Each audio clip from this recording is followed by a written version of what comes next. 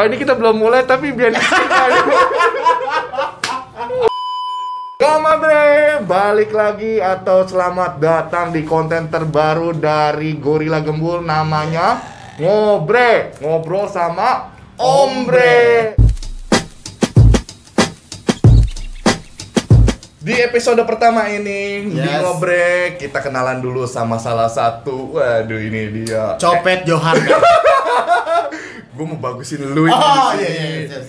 Kita ini adalah seorang food vlogger asal Kerawang, MC terkenal, bayarannya mahal banget. Udah gitu, gue boleh ngomong gitu gak? Oh boleh. Sombong ya. MC terkenal, bayarannya mahal, udah gitu selebgram Karawang, wow, beatboxer juga, gokil. Beatboxernya gimana? Oh boleh, nanti aja tuh ya. Ini dia Om Topik. Topik beatbox.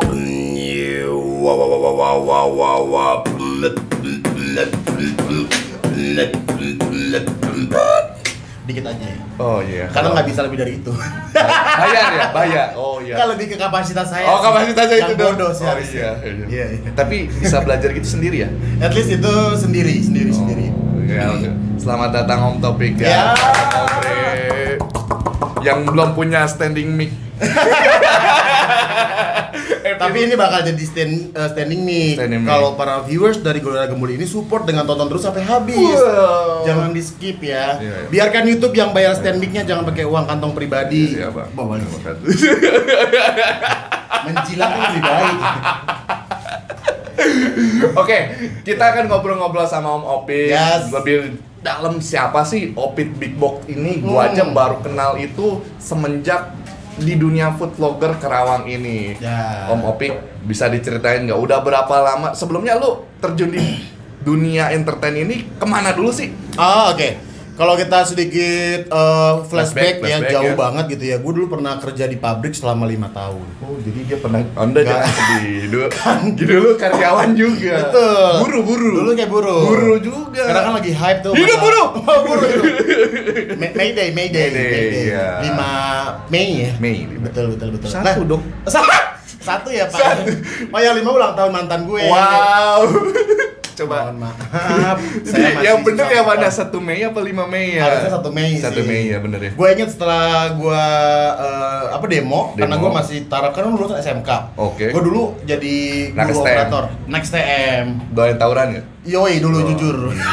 Iya. Tapi by the way itu satu buah habit yang udah susah dilupakan ya, susah dihilangkan di Indonesia. Iya. Tapi maksudnya gesek dikit, suruh datengin sekolahnya, nah, ketemu di jalan, tapi jangan ditiru ya. Itu masih jadi polemik sih di anak muda sekarang. tapi emang lagi muda itu kalau kita kan mungkin udah dewasa kan ngeliat Ngapain? sih orang tawuran kan. Padahal dulu waktu muda anjing gua dulu at least ngeliat muka doang kesel gitu. Ngapain ngeliat muka gue gitu. Itu padahal ya jangankan muka ya, cuma ngomong masalah yang tidak sangkut pautnya dengan diri kita sendiri, kita marah. Contohnya kayak gini, itu emang kelas sekolah A emang susah tuh kalau diajak ini. Udah bawa nama sekolah kayaknya semuanya tercakup gitu, dan jadi pemantik atau trigger buat ribut gitu. Iya, paling gampang orang Indonesia. Balik lagi. Kalau gue SMK kan dulu, jadi gue masuk ke perusahaan sebagai karyawan di Genba atau di lapangan sebagai operator gitu. Terus itu tuh waktu itu gue habis pulang demo tanggal 1 Mei kalau nggak salah ya. Tanggal 5-nya ulang tahun Samuan. Wow. Yoi. Like you enggak? Enggak dong. Adele ya. Nyanyi dong. Someone like you. Udah. No, enggak saya. Lebih ke nakutin orang ya, Pak. Itu jadi beres. Intinya gua 5 tahun kerja di satu buah perusahaan. Enggak cuma satu sih, banyak. Beberapa, karena dulu masih harus jujur, dulu masih ada yang namanya outsourcing. Jadi gua sampai sekarang, Pak. Sampai sekarang ya? Masih, Pak, sampai sekarang, Pak. Mohon maaf sudah lama tidak di PT. Wow. Ayo. Ya. Keluar dari PT. Aduh. Tapi by the way, buat teman-teman yang masih berjuang dan juga masih mencari nafkah di PT, jangan insecure. Iya, nggak ada salahnya kok. Nggak ada salahnya mau berpuluh-puluh tahun kalau ada bahasa lu tua di PT nggak apa-apa. Asalkan lu udah punya mobil, udah punya apartemen mewah, udah punya Lambo gitu. Nggak apa-apa. Ya nggak gitu, coy. Gitu ya. Bercanda. Kita di sini konteksnya bercanda. Nggak ada. Kalau baper gitu, nggak usah subscribe gua lah, nggak usah. Mendingan unsubscribe cabut aja. Laporin Opik. Karena bukti jejak digital itu nggak bisa hilang ya, Pak. Terus abis itu? At least jadi udah mantan lu. Oh, jadi mantan dulu nih. Iya kan Samlan Like You. Terus tadi kan ulang tahun. Iya. Lu terus datang, tapi kita nggak ngobrol masalah dunia pribadi, malah ngobrol yang dunia lain. Enggak. Kamu ngapain kemarin di Mayday? Rame banget kayaknya di TV. Jadi ngobrolin masalah demonya. Gue tuh pengen surprise-nya tuh ya tentang elu gitu. Tapi pas dia ulang tahun ngapain ngomongin Mayday gitu. Kocak juga ya. Kocak sih. Makanya dia bilang Mayday tanggal 5. Karena lebih momennya dapat di tanggal 5-nya. Iya. Oke. Siap. Terus tuh dari perjalanan gue kerja di perusahaan, akhirnya gue dapet di satu tahun titik terendah gue di tahun itu. Intinya ada masalah pribadi sama seseorang yang akhirnya gue memutuskan untuk di perusahaan itu, di perusahaan ketiga berarti sebelumnya ada perusahaan A, perusahaan B, terakhir dan C. Terakhir lu itu gue sebenarnya konflik lah ya, diangkat gitu jadi karyawan tetap. Kalau misalnya nggak ada masalah itu, mungkin gue sekarang masih kerja di PT. Tuhan punya rencana lain. Betul. Mungkin nggak ada kejadian itu, gue nggak bakal sekarang seperti sekarang. Nggak bakalan kenal gorila gembul. Betul. Tapi gue nggak pernah menyesali apa yang sudah terjadi di hidup gue gitu ya. Gue selalu berpikir selalu ada hal positif yang perlu gue ambil dalam setiap perjalanan hidup gitu. Dan at least di situ tuh gue ngerasa gue udah cukup kerja di PT dan di situ gue ngerasa gue lagi titik rendah dan kehidupan pribadi gue hancur. Kerjaan gue terbengkalai dan akhirnya dikeluarkan. Mohon maaf, kayak lebih ke di cut gitu ya, diputus di satu pihak. Malah diputus. Tadinya lu mau diangkat, tadi malah diputus karena kesalahan gue pribadi, kecerobohan gue, kechildisan gue, keegoisan gue. Oke. Gue mengakui sebagai pria dewasa di titik itu gue sebagai cowok pengecut dan cowok bego. Karena di situ tuh gue harus memilih. Seharusnya kalau misalnya profesional gue tetap kerja dan tetap menjalani hidup dan sesuai dengan tuntutan kerja gue, ada target, SOP-nya segala macam lah gitu. Tapi karena satu hal masalah itu jadi gue meninggalkan pekerjaan. Dan begitulah, dan akhirnya finally intinya lo keluar gitu. Keluar dari dengan perusahaan. Keadaan kondisi lu drop banget. Drop parah. Itu cewek lu masih ada nggak? Di situ udah putus. Masalahnya dengan cewek. Masalahnya dengan cewek. Jadi wanita. Jadi dengan pasangan waktu itu emang satu perusahaan? Beda. Beda. Dia jenjangnya lebih ke arah apa ya? Dia lagi jalanin proses terakhirnya S1 di bangku sarjana gitu. Di bangku kuliah, sarjana S1. Jadi lu pas itu belum kuliah ya? Hukum. Belum. Karena gue lulus SMK langsung ke kerja. Karena mindset dulu tuh gue juga dulu begitu sih pengennya. Bener gak sih? Iya pengennya bener ya? Karena kan Karawang terkenal dengan kota industri. Itu dia. Kawasannya banyak masa sih dari ribuan pabrik yang ada di Karawang, kita sebagai anak bangsa sendiri, anaknya Karawang sendiri, putra daerah nggak bisa satu kali ngerasain nikmatnya kerja di PT. Bang, sorry, kata gua sana mau sambil makan nggak? Boleh. Papa Aus. Sudah habis. Apa aja? Terserah dah, bebas. Saya mah tumis pangsit viral aja. Boleh. Yoi. Boleh pangsit viral boleh. Enggak, gua mie Bangka deh. Gerak siapa patah euy. Yang ayam apa grill? Ayam deh. Yoi. Sorry ya, itu iklan ya, Iklan. Tapi emang udah setting sama kita. Satu episode udah ada sponsor. Bre. Ini hebatnya gorila gembul. Betul. Itu sudah disetting dari awal ya. Bahwa akan ada seperti natural gitu. Supplier nawarin. Kok dijelasin sih? Ini. Ya Allah. My Bre cepetan ya, biar adsense gua keluar punya yang namanya standing mic. Betul. Ya Allah. Oke. Lanjut nih. Lanjut tadi setelah Petrop ya.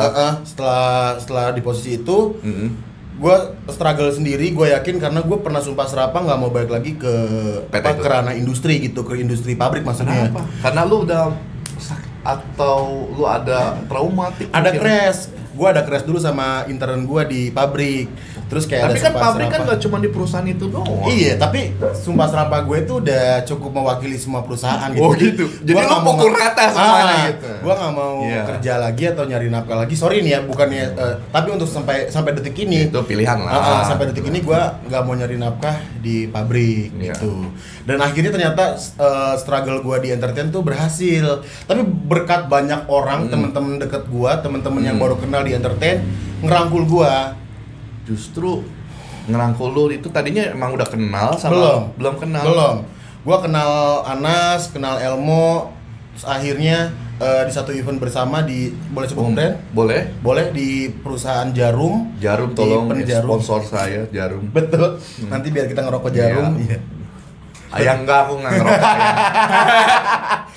ayah. Iya. Mohon maaf. Terus ya lanjut. Terus kan oh jadi pantesan lu sama Ana sama Elmo tuh kental banget ya, gila ya. Dia yang ngebangun lu juga maksudnya. Support lu juga ya.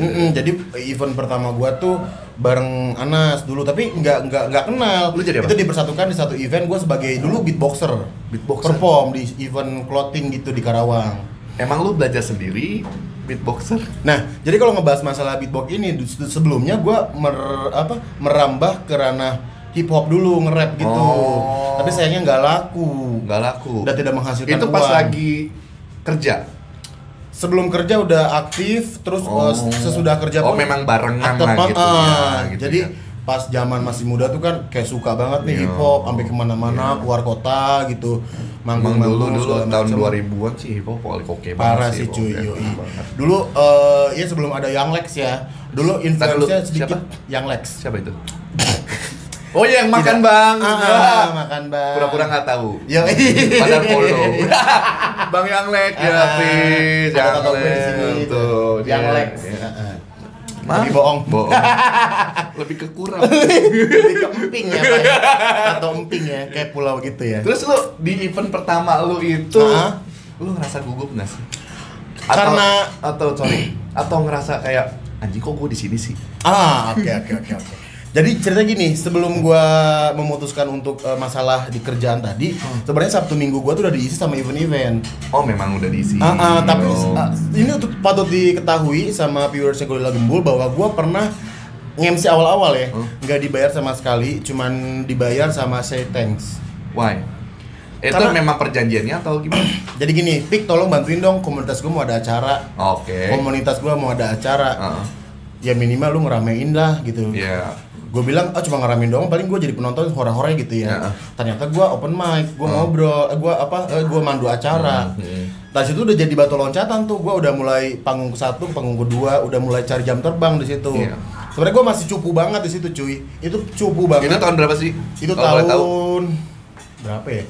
2012 yang pertama gue nge-MC komunitas. Tapi waktu event sama Anas itu 2014. Oh ya, 2014 itu zaman-zamannya kayak Jarum sih banyak eventnya ya. Kayak clothing juga lu sama. Betul. Di GT kan ada juga ya. Di GT, betul. Nah, beres itu akhirnya gue ngerasa ini gue seru nih punya teman baru di komunitas tiap Sabtu dan Minggu libur kerja. Karena kan gue kerja Senin sampai Jumat doang. Sabtu Minggu tuh kadang lembur, kadang enggak. Kalau misalnya nggak lembur, gue ngambil job apapun. Gue pengen seru-seruan aja. Nah setelah akhirnya keluar kerja, ketemu Anas Elmo, lingkup gue mulai seru nih. Tiba-tiba, nah gue di jalan itu gue di satu event di salah satu cafe di Karawang. Itu eventnya Jarum, yang ada Anas sama Elmo. Di situ tuh gue dipanggil sebagai talent beatbox. Itu belum jadi MC pas udah jadi MC tapi ya, maksudnya profesional. Di Jarumnya belum jadi MC. Belum. Masih jadi talent beatbox aja. Betul performance. Lu perform sendiri? Ada komunitasnya, gue founder. Solidarity Beatbox Karawang. Beatbox Karawang ada ya? Ada ya? Sekarang jadi Karawang Beatbox kalau nggak salah, berubah. Cuma ditukar doang. Dulu tuh Solidarity Beatbox Karawang atau Solbeat. Sekarang jadi Beatbox Karawang gitu. Oke. Rando ya? Rando. Dulu tuh YouTube penuh dengan dia gitu. Pokoknya trendingnya itu kalau nggak Rando, terus siapa itu yang Reja Arab, trendingnya terus sama satu lagi ya pokoknya lah orang-orang YouTuber zaman dulu lah gue jadi makanya tahu dia beatboxer juga kan agak lumayan banyak komunitasnya nggak cuma di Kerawang. Gue baru tahu kalau di Kerawang ada juga. Ada ya berarti ya. Nah untuk kalau misalnya belajar dulu tuh ada yang sampai sekarang pun dijuluki sebagai bapak beatboxnya Indonesia. Namanya Indra Ajis. Om Indra Ajis kalau nonton ini gue bangga banget sama Doi karena dia yang punya yang bikin pertama di YouTube tutorial beatbox pakai bahasa Indonesia. Oh, tadi belum? Sebelumnya gue pas di dunia rap itu waktu 2010 masuk tuh culture-nya beatbox di Asia. Itu tutorialnya masih orang luar negeri. Dan YouTube belum terlalu terkenal waktu itu cuy. Masih Sinta Jojo. 2010 ya Sinta Jojo. Facebook, wah betul. Dan akhirnya Indra Ajis bikin satu buah video tutorial basically tentang belajar beatbox pakai bahasa Indonesia yang gampang dimengerti dan kayak contoh-contohnya juga gampang dimengerti gitu. Buat gue sih cuman kayak agak susah sih. Betul. Orang bule. Wow betul ya. Jadi harus lebih ke tutorial bahasa Inggris ya Pak ya sama Mandarin ya Pak ya. Iya, Mandarin sih. Bapak Ajis, I love you. Bang Indra Ajis ini juga sebagai coach vokal. Sebenarnya dia basicnya coach vokal. Oh iya, sorry. Gue potong. Kalau nggak salah di Kerawang juga ada YouTuber yang beatbox juga yang ada. Yang paling lumayan juga YouTube-nya tuh. 1 jutaan lebih tuh. Oh iya ada. Ada kakak ya? Ada kakak. Itu masuk ke lu juga nggak? Dulu awalnya komunitas gabung. Oh Gabung, tapi ternyata basically si cowoknya, si kakaknya ini punya basic pendidikan beatbox di Jakarta. Memang udah punya. Belajar gitu. Ya waktu itu pun gue sampai detik ini skill gue nggak nambah. Memang lu nggak dalemin? Nggak dalemin karena di yang menjual ini bahkan adalah MC-nya. Yang dibayar itu MC-nya. Nah gitu. Oke, setelah beatbox itu event pertama berhasil. Betul. Terus lu kenapa bisa jadi ke MC? Nah jadi sebelumnya kan gue Jarum kan orang kan ngelihat Jarum itu kok si orang ini apa sih Jarumnya ngelihat ada talent lu di MC? Ya, gitu. Oke. Jadi gini, setelah event itu kan event stand up comedy di cafe itu. Anas sama Elmo yang handle. Tiba-tiba ngobrol nih akhir acara, gue pernah ngomong ke Anas, "Nas, ada mic lagi nggak? Gue pengen bantuin MC dong." Oh gitu. Gue tuh ngomong MC, bukan yang MC sebelumnya nggak rame, ada seru rame. Tapi gue pengen sambil belajar bareng gitu. Waktu itu kata Anas, gue nggak nyiapin budget buat 2 MC. MC cuma 1, lu dibayar cuma buat beatbox doang. Gitu. Akhirnya gue terima tuh kenyataannya bahwa MC udah ada dan gue nggak bisa ikut tandem buat belajar. Padahal lu nggak minta dibayar juga? Nggak minta dibayar, tapi biar makin bagus aja konsep dari awal udah ada 1 MC gitu, nggak usah 2 gitu. Oh Anas kamu jahat. Mau belajar nggak boleh. Tapi setelah itu Anas ngomong, katanya ada bos Jarum yang pengen kenalan sama gua. Di situ, gua masih inget Pak Moses. Masih ada nggak? Masih ada Doi. Di Jarumnya? Di Jarum masih ada, tapi beda kota dia. Oh beda kota. Tadi di Karawang dipindah-pindah gitu kan kalau Jarum. Nah dikenalin, perkenalan awal sama bosnya Jarum waktu itu kering banget tuh maksudnya kayak nyampah bareng. Lu ngerokok apa sih lu waktu itu? Gua pakai rokok kompetitor waktu itu. Gua pakai rokok kompetitor. Kurang ajar lu ya. Iya. Gua nggak tahu kalau dia bosnya bangsat iya. Kan tadi cut ya. Enggak apa-apa. Ngomong kasar ya. Bebas kita mau. Bebas. Gua ngerokok pakai kompetitor, dia bilang, "Ngerokok apa lu? Rokok sampah lo," gitu. Wow. Serius. Rokok sampah lo gitu kata dia. Nih, tapi dia sambil lempar 1 bungkus rokok dia, Jarum super. Nih pakai rokok yang enak nih gitu. Wih, marketing. Otomatis gua coba suruh duduk bareng. Sampai detik itu gua duduk pun Anas nggak cerita bahwa ini bosnya. Gue masih nganggap dia tuh kayak karyawan biasa. Anas tembak. Kamu menjebak. Setelah ngobrol Pak. Belum sadar juga. Gue bisa bayangin sih. Gue ngomong nyampah. Pas harus bilang, oke. Ini bosnya gitu. Aduh, ya Allah. Aduh, itu gue nggak terlalu over ya gitu ya bercandaan gue ya. Setelah itu ada kedekatan sama beliau tuh sampai bilang, "Pik, lu sebenarnya kerja apa sih?" Dibilang. Kerjaan gua nyantet. Pesugihan gua bilang gitu. Gua mujahordeng gua bilang gitu. Jadi sekali strelek tuh 1 juta. Strelek 1 juta gitu. Mujahordeng. Ordengnya tuh ordeng yang gambar burung bangun zaman dulu. Ada hijau, ada merah. Kontras gitu kan warnanya enggak ada yang kalem. Oke, bisa dilanjut lagi. Oh iya, setelah itu beres, kenalan lebih deket, sampai dia nawarin job. Akhirnya, Pik nih gue punya tour namanya Mobile Stage. Itu satu buah unit mobil yang bisa kemana-mana gitu. Dia punya panggung gitu kanan kiri. Beres tuh ya. Wah, gue kaget dong, gue diajak bareng nih, serius nih. Gue ngerasa ini titik pertama gue nih buat bisa berkembang. Tahun berapa itu? Itu tahun 2014. Berarti sebelum 2014 kayaknya, 2014-an. Akhir kayaknya. Opik ini udah mulai nge-MC itu udah hampir 10 tahunan ya? Lebih, lumayan lah segitu 10 tahunan lah ya. Tapi profesionalnya itu dibayar dan dinikmati itu 2014 akhir. Pas zamannya itu Jarum. si Jarum itu yang ngangkat lu si Jarum. Betul. Jadi sampai detik ini gue nggak pernah mengkhawatirkan apapun. Selama ada job Jarum, gue selalu mengedepankan dulu jobnya mereka.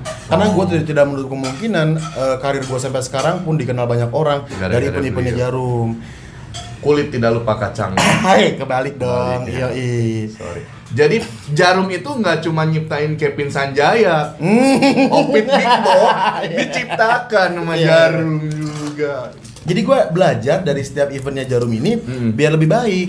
Iya. Dari 7 event itu gue terus belajar aja. Gue bukan jadi MC tuh. Itu MC lu sendiri atau? Oh, lu bukan jadi MC? Gue malah jadi beatboxer.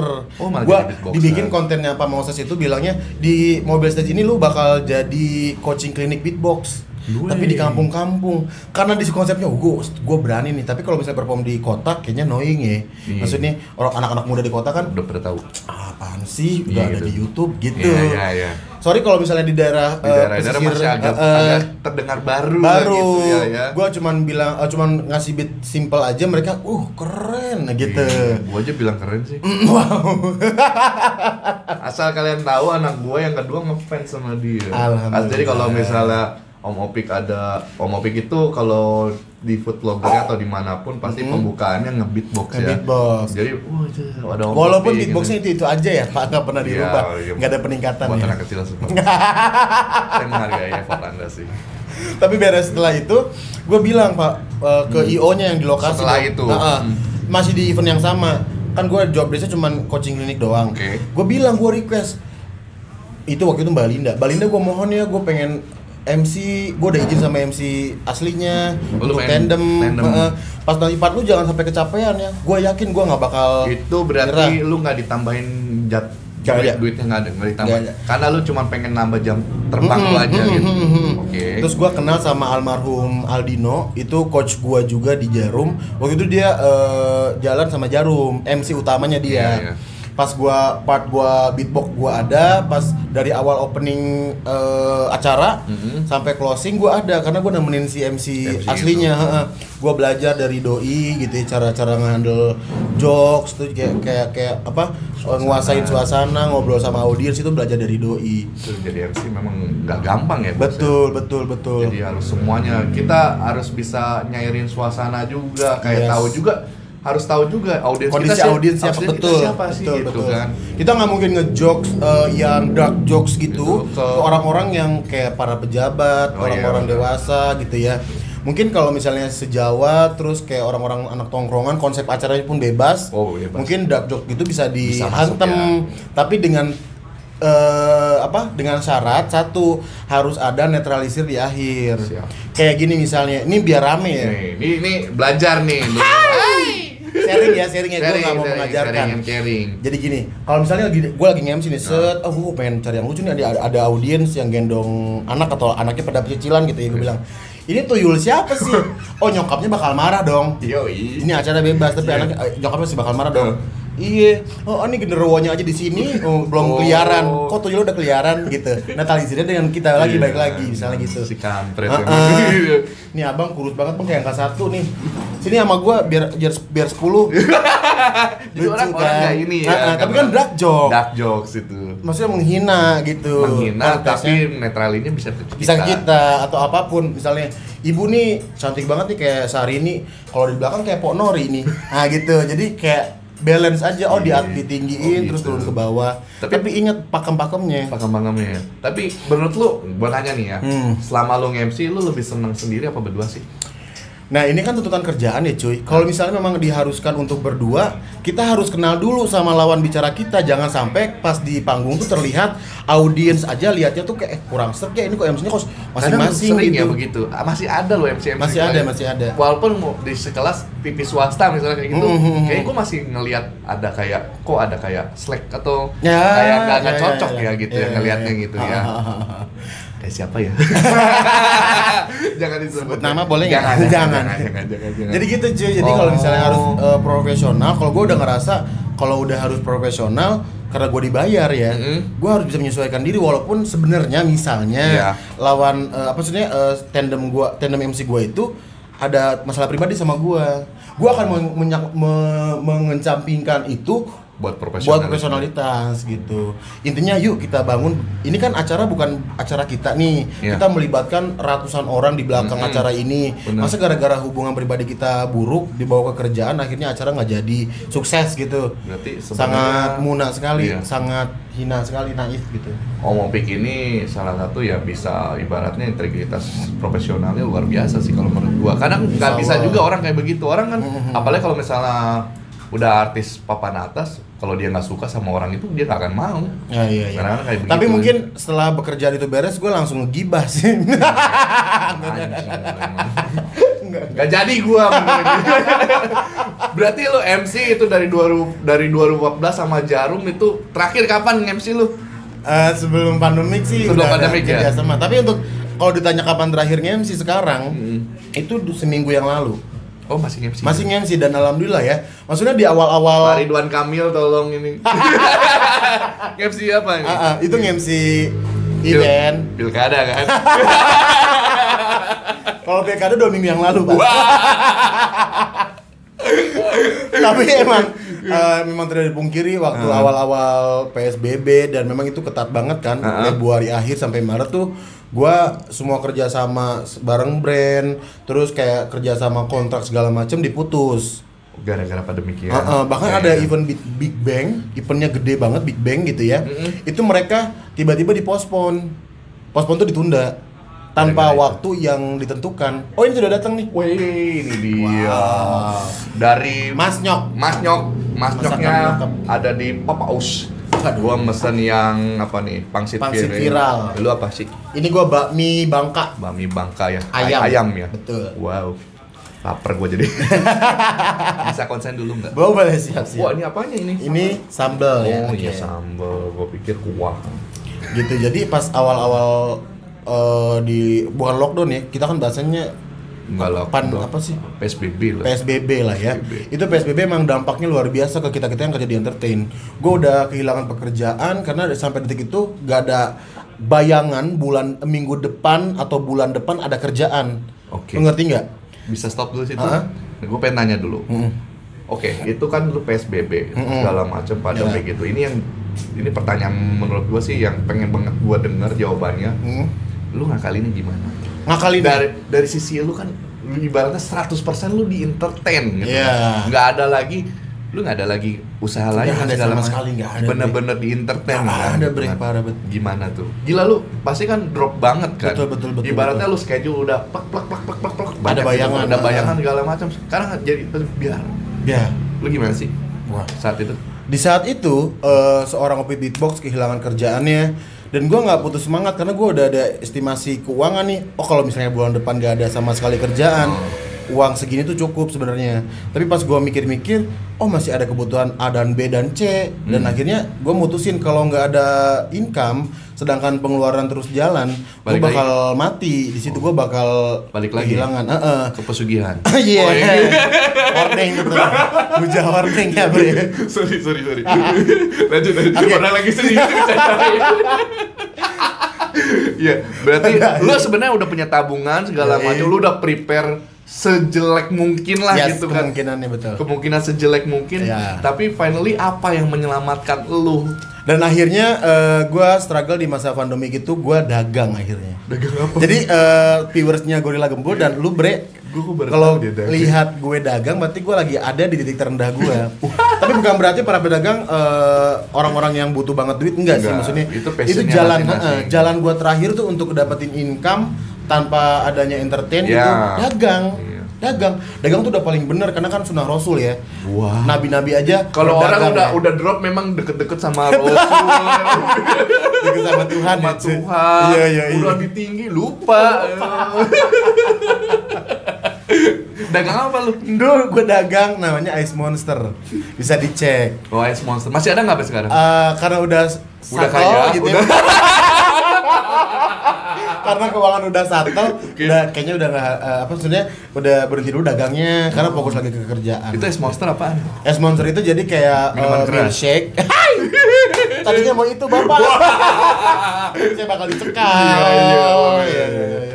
Itu minuman itu sebenarnya tercetus karena gue suka banget milkshake. Oke. Gue tuh orangnya suka banget jajan minuman kayak gitu. Sama dong, gue suka milkshake. Banget. Apalagi strawberry gue suka. Aduh parah banget. Padahal badan gue gede, kalau kata istri gue katanya, badan gede, mukanya codet, gak lama minumnya strawberry.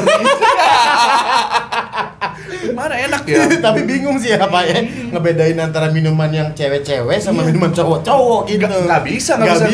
Kalau selera gitu.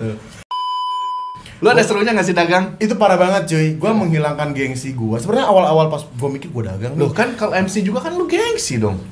Lu ngilangin gengsi lu juga dong. Maksud lo gengsi untuk berdagangnya. Gengsi gitu. Berdagangnya. Oh iya, oke. Gua ngerasa di dagang pasti gua bakal nawarin produk, terus gua bakal keliling marketing banget. Pakai ini anduk, jaket tebel, kaos sarung tangan. Mau kemana ya, Pak? Jaket tebel mau nyopet. Touring, Pak. Touring. Cilamaya. Tapi itu true, Bre. Tapi bener lu? Bener kayak gitu. Gua sewa tempat di Cikampek. Itu dengan uang tabungan lu? Dengan uang tabungan gue. Gue beli peralatan segala macam. Bentar. Iya. Tabungan Anda berapa? Kok bisa nyewa tempat Anda? Tempatnya murah betulan, Bre. Masih ya? Di bawah 1 juta. Sewa toko bisa sebulanan. Oh, bisa bulanan. Sebulanan. Ya? Akhirnya tuh nyewa beli peralatan. Daerah mana itu? Daerah Cikampek. Daerah Cikampek dekat rumah. Nah, itu tuh udah prepare nih, gue harus balik modal nih selama 3 bulan, gimana caranya? Jadi gue harus jual sekian ke per hari gitu. Target gue udah matengin dari jurnal harian, terus kayak pembukuan udah gue siapin. Terus gue pas perjalanin kok hari pertama berat ya, cuman segelas 2 gelas gitu ya. Terus akhirnya nyokap gue bilang, kalau pagi mah buka di rumah aja, banyak anak-anak yang akhirnya bener. Tapi beda harga. Kalau harga di toko kan gue ada alokasi buat bayar tempat. Kalau di rumah gue harga turunin. Jadi gue harga normal aja yang di rumah. Dimurahin lah. Dimurahin. Buat pasarnya juga beda lah. Betul. Di rumah dapat 300. Terus di kedai cuma dapat 5 botol, 4 botol. 300 apa? 300.000. Oh, duit. Duitnya. 300 botol gila banyak juga. Wow. Saya mengalahkan seruput. Seruput. Anda, iya betul. Anda dikalahkan sama Es Monster. Tapi sayang kalah ternyata. Akhirnya gue cari cara biar target gue tetap aman nih. Target gue per hari tuh. Oke, target lu berapa memang waktu itu? Waktu itu gue harus minimal, gue nggak muluk-muluk 50 cup aja. 50 cup aja gue mah. Udah bisa beli rokok sebelum.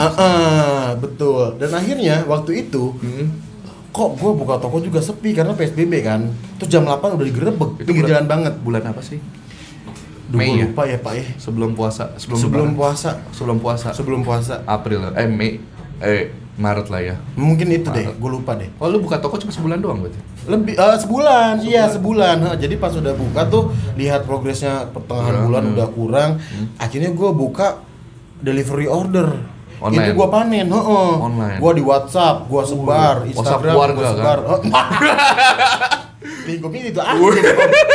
Tidak menyebar ya Pak. Makin sempit lingkupnya. Grup bapak-bapak hoax. Yang ada berita langsung ditelan ya. Terus berarti lu berkembangnya di online. Akhirnya gue dapat lebih banyak uang tapi capeknya nambah cuy. Udah mau gue belanja, bikin boba sendiri, terus kemasan gue beli sendiri segala macamnya mandiri gue. Ibaratnya lu ngerjain sendiri lah semuanya gitu. Dapat orderan gue rekap sendiri, gue deliveryin itu gue. Lu delivery sendiri? Sendiri gue anterin dan itu bebas ongkir. Dan itu pengiriman minimal 5 cup. 5 cup. Oh, ada minimal ordernya. 5 cup. Gua ke CKM, gua ke Cilamaya. Buset, pernah. Servis motoran gua itu.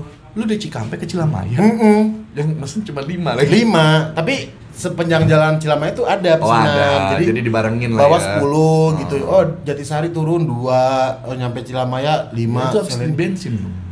Kalau ini ya kuncinya usaha ya. Ternyata kalau dipikir-pikir secara matematika, gua rugi harusnya. Harusnya rugi dong. Tapi ternyata nggak tahu kuasa Allah Subhanahu wa taala, itu gua ngerasa ini nikmat. Karena lu ngerjain sendiri prosesnya. Cuy. Ya, betul.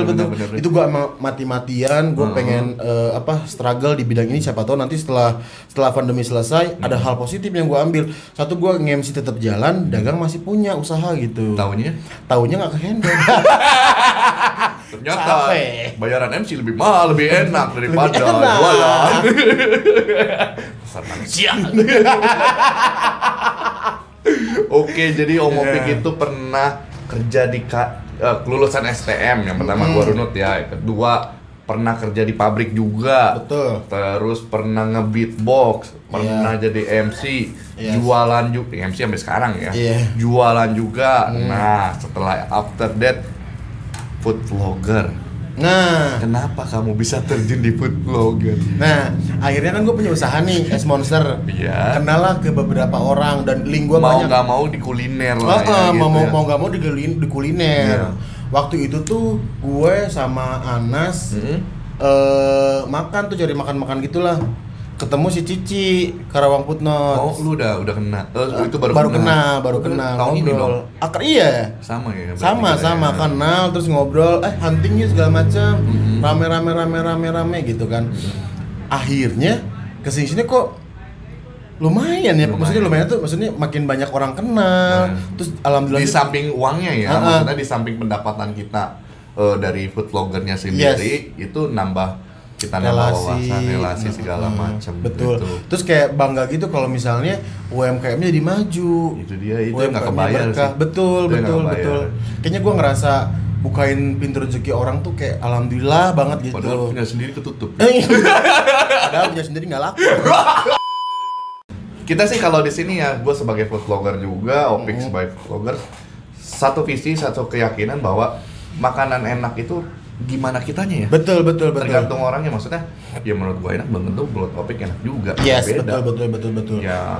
Kalau misalnya lidah kan nggak mungkin sama. Ya. Tapi kualitas pasti sama sih. Nggak relatif dong. Nggak relatif ya. Apakah ini mie-nya pangsitnya enak? Kalau mahal. Terus jadi di dunia kuliner sekarang Om Opik ini udah merambah ke dunia kuliner. Yang notabene itu ngambil jatah gua juga sebenarnya. Wah, enggak deh, enggak, gua makin seneng banget ruang lingkup kuliner Kerawang itu jadi banyak orangnya. Karena yang gua tahu waktu itu cuman ada beberapa orang, terus gua lihat ada Anas, Opik, terus udah ada beberapa sekarang yang konten-konten kreator yang baru-baru muncul. Gue perhatiin udah ada tuh kayak kuliner Kerawang, Facebook udah mulai ada gitu kan. Iya, bener. Jadi kita sih selalu support segala macam lah. Bukan, justru kita kalau konten kreator kayak food blogger gitu bukan saling saing-saingan gitu, enggak ada sih. Kalau mau kita merangkul. Kita kalau misalnya teman-teman Guru Lagam Mulus sekali ya, kita kan kalau nge-review suka bareng-bareng. Iya, bareng-bareng kita kalau misalnya itu nge-review bareng-bareng. Di sini review ini gitu. Nah, satu lagi juga sekarang Om Opik lagi ada yang namanya satu acara, Om. Oh, oke. Nah, coba diceritain. Yes. Kok gila sih. Gila. Ini sih dia pas lagi cerita sama gua, Bang Bre, Om Bre, kenapa Om Opik? Gua ditawarin buat masuk YouTube. Jadi apa? Jadi talent. Oh, gokil jadi talent. Terus pas gua lihat YouTube-nya pertama kali, YouTube-nya bedak. Dan gila profesional banget, gila. Apa namanya Om Opik? Lapar berat cuk. Barang siapa itu, Om? Itu barang ada tim sih, ada tim. Jadi, ya. Pas maksudnya gue minta sharing tuh nanti gue bakal gimana ya, gue takutnya mengecewakan gitu. Karena gue pribadi selalu ngerasa rendah diri. Maksudnya gue bukan siapa-siapa. Gue baru memulai ini baru YouTube seberapa sih? Belum pernah ke YouTube sekali ya. Gue punya YouTube. Tapi dulu gue tuh orangnya banci kamera. Gue sering suka ngobrol sama orang baru karena ini kan satu buat pengalaman baru buat gue gitu ya di YouTube ini. Nggak jalan karena gue capek, udah video terus gue ngedit sendiri, gue upload sendiri. Yang nonton cuman 2 orang. 2 orang itu keluarga gue semua. gua banget. Oke. Tapi kalau misalnya viewersnya gue udah gembul lihat, sekarang viewersnya berapa? Kalian harus tahu Bang Gary ini ngerintisnya dari gimana. Saya mulai dari subscriber 24, 22 keluarga saya, 2 lagi fake account. Intinya ada proses yang berdarah-darah. Iya, berdarah-darah. Jadi gua lihat lapar berat cuk ini ya ada satu konsep makan yang menurut gua unik ya. Dalam arti kata nggak cuma nge-review tapi dia ngasih wawasan juga, tapi dengan gayanya dia loh, gayanya Om Opik banget. Jadi gua sih ngelihat kayak produsernya juga ngebebasin Om Opik untuk ya ini loh gua nonjolin Opik Beatbox tuh kayak gimana, terus sama siapa Nikmat RT tuh kayak gimana sih gitu, kayak ngebebasin begitulah. Tapi gue suka sama apa editornya juga, editing gila.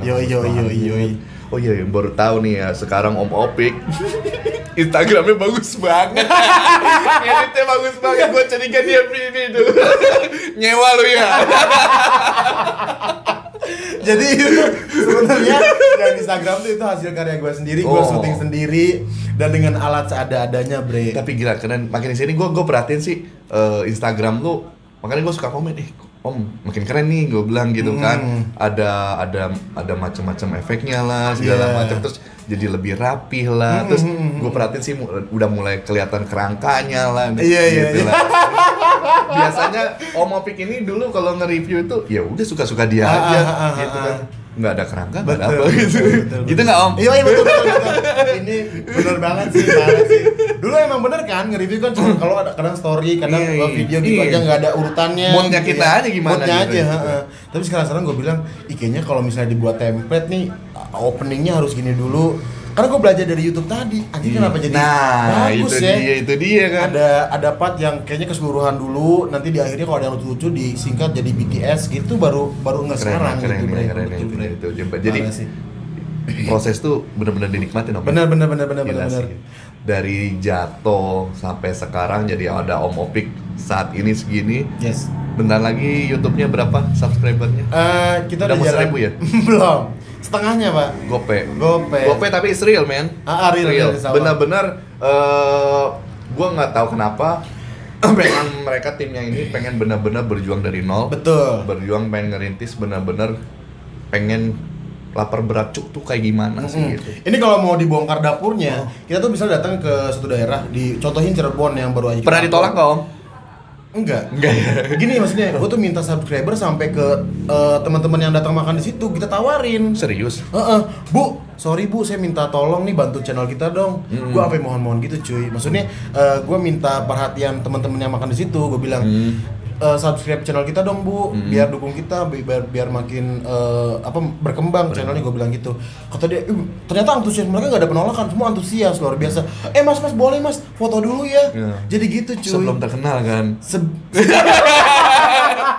Iya dong. Kalau orang kayak bilang, Bang Gori foto dulu dong. Nanti kalau udah terkenal susah fotonya. Padahal sebelum tentu gue terkenal. Maksudnya sampai segitu nyari subscriber cuy. Iya gitu. Iya sih gue percaya. Gue juga begitu kok. Stiker gitu di rumah makannya. Gue tempel-tempel. Stiker apa? Sedot WC. Badut pesta. Yang listrik kali ya. Iya, elektrik ya. Oke deh kalau begitu. Kita wawancaranya mungkin interview kali normal banget. Kita ngobrolnya mungkin udah apa sih di segini aja. Segala macam udah kita korek-korek tentang Om Opik itu. Yes. Ada sepatah dua patah kata yang mau disampaikan, misalnya apa lagi, promo, silakan mau promo atau apa, suruh subscribe lapar berat atau follow Instagramnya mungkin. Kalau lu nyapa viewers lu apa sih? My Bre. Nah untuk My Bre semua yang mungkin nonton dimanapun Anda berada ya, kalau sedang menjalani sesuatu dan kayaknya hilang arah atau patah semangat, lo harus yakin nikmati prosesnya, lo pasti bakal dapetin apa yang lo mau saat itu. Yeah, that's right. Betul. Jadi kalau misalnya udah setengah jalan terus kayak ragu harus mundur, sayang. Lo baik diterusin, entah hasilnya A atau B, lo harus terima kenyataan itu gitu. Jadi intinya ikhtiar aja dulu. Kita jalan aja dulu, nge-upload aja dulu. Gitu. Jadi kalau misalnya mungkin Lu boleh mikirin kemungkinan yang terburuk saat yang lu jalanin ini. Tapi jangan sampai menghambat jalan lu gitu. Karena kemungkinan itu pasti ada semua. Entah lu bakal berhasil atau lu pun akan gagal. Kalau misalnya gagal masih ada jalan berikutnya loh, gitu. Nggak buntu ya bro. Nggak buntu. Jadi masih, kalau pepatah bilang masih banyak jalan menuju Roma. Itu bener cuy. Roma mana nih? Romania. Itu bener ya? Betul. Maksudnya pasti ada jalannya. Jadi kalau gua lihat sih dari obrolan gua sama Om Opik ini, apa yang Tuhan ambil, apa yang berat bahasa gua ya. Bener. Apa yang Tuhan ambil pasti akan Tuhan ganti kok dengan yang lebih bagus. Betul. Asal kita mau berusaha ya. Asal jangan diem. Kaum rebahan gitu ya. Susah sih ya. Susah gitu. Nggak bisa dengan ya. Yang terakhir jangan lupa subscribe channel saya atau gue gitu ya di Lapar Berat Cuk. Kita tayang setiap hari Selasa dan hari Jumat jam 5 sore. 2 kali dalam seminggu. Next Carlos, siap-siap kamu dikejar.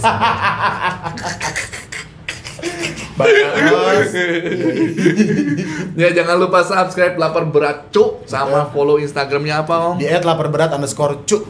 Punya lu? Oh punya gue dia. Gue kira nama Off Beat Fix. Agak ribet sih. Nanti bakal edit ya. Gua tulis di sini lah ya. Siap. Kalau tergantung bayaran Om Opik. Oh iya benar.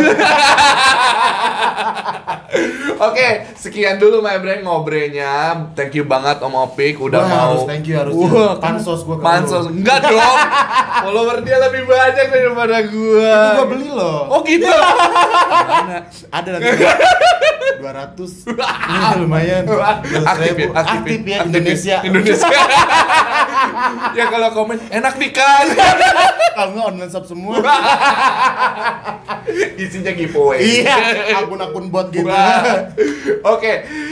Stay tune terus di Gorilla Gembul di acara ngobrol. Nanti kita akan kedatangan tamu siapa lagi. Bye bye. Bye bye. I'm calling, maybe I'm selfish.